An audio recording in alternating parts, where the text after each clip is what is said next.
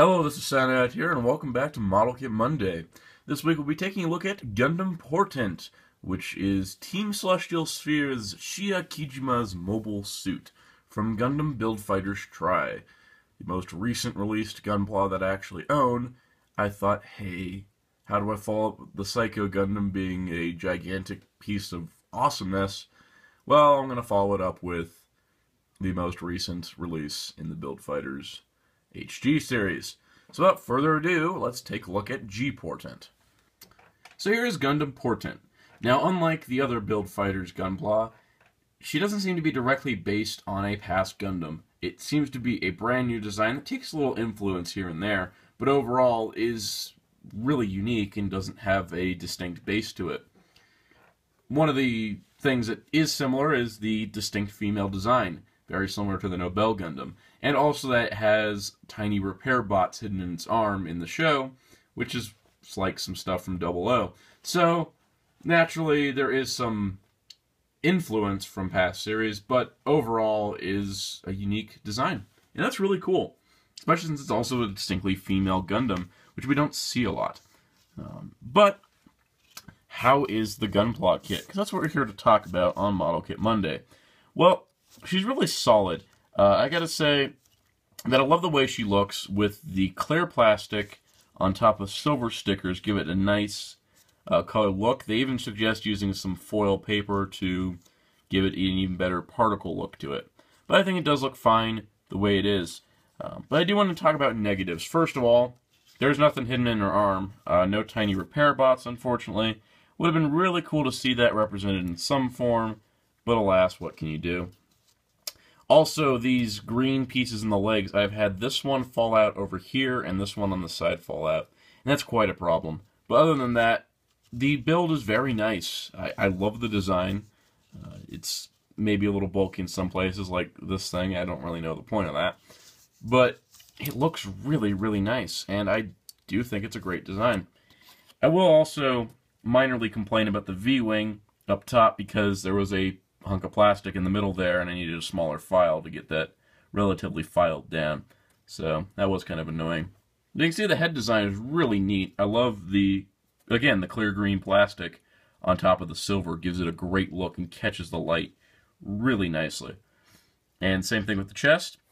Though the odd use of yellow here because the parts look more gold in the show, and so it does kind of stand out with the yellow while everything else is green and white. But other than that, really neat. I like the heel look to the feet. It's also pretty darn cool. What's also pretty cool is how articulated she is. Starting up top, we have a ball joint neck in the head here, which works really good. And it is a separate piece, so it does have forward and back movement.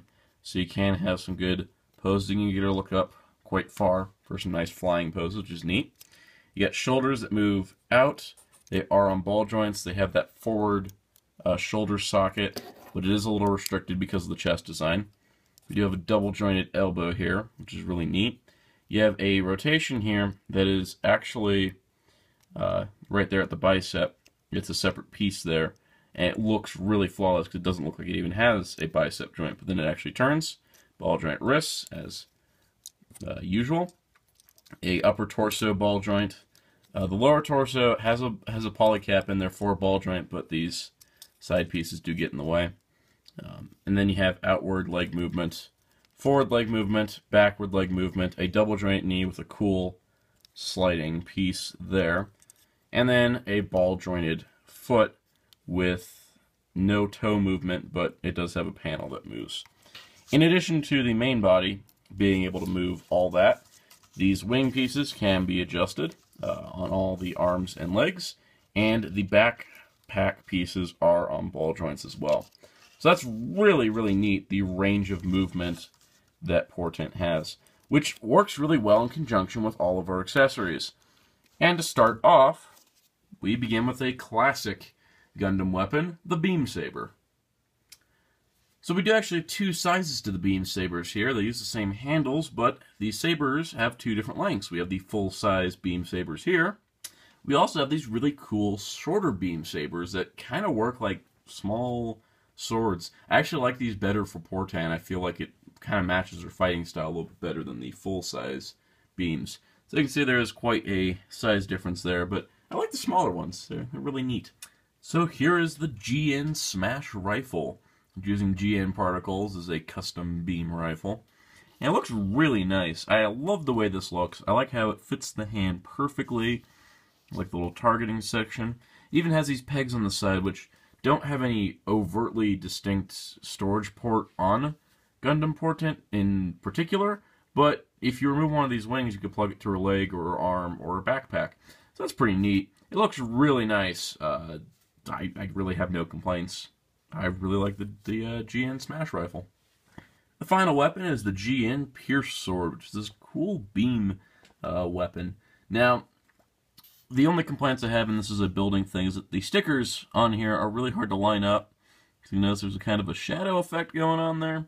And also, because the hand is at an angle, it doesn't hold the Pierce Sword directly center. So that's a little bit of an issue. But overall, it looks nice. I mean, it's, you know, pretty much can be used by Gundam Portent here. So there's no real issue with its function. But other than that, it's a nice sword weapon. Our final accessory is a stand. Pretty neat little stand that is nice and compact. It is in several pieces here, but it's kind of neat because the Gundam Portent is seen flying most of the time. This stand really helps to pull that off without needing your own GP base or Gundam action stand. You can have this nice little stand, not too complicated, not too articulated either, but it matches the colors of the Portent and works really well at pulling off some really neat flying poses. And honestly, it works really well, and I'm glad they included it. The Transient Gundam that comes out next month includes one as well, so with Portent and Transient having very similar aspects to them, it's neat that they both have stands so they can fly. And then Gundam VN can just stand in the middle on the ground. Overall, I'm super impressed with Gundam Portent. She's a great kit, and for her price, she comes with a stand, a rifle, a sword, 4 beam sabers in different lengths, and 3 alternate hands. A really great kit that has a good value to it, especially if we're going to try to complete Team Celestial Sphere. They kind of spaced them out nicely. Portent in March, Transient in April, and the End in May. Also, I'm really glad they went for the obvious joke of having Gundam The End be the last of the Team Celestial Sphere to be released. But overall, I'd highly recommend Portent. You can pick her up from a number of shops, and yeah, I definitely recommend getting her. She's a neat kit, and certainly one of the better ones that I own. Anyway, stay tuned next week, because we may be taking a look at another Gunpla. Most likely we'll be taking a look at another Gunpla, as I got several things to review. But what will next week be? Well, you'll just have to find out. Anyways, stay tuned for more. Be sure to check out Hirotaku.com for all your Gundam news and more, and also check out the other reviewers on Hirotaku that review Gunpla. And so much to saying, goodbye.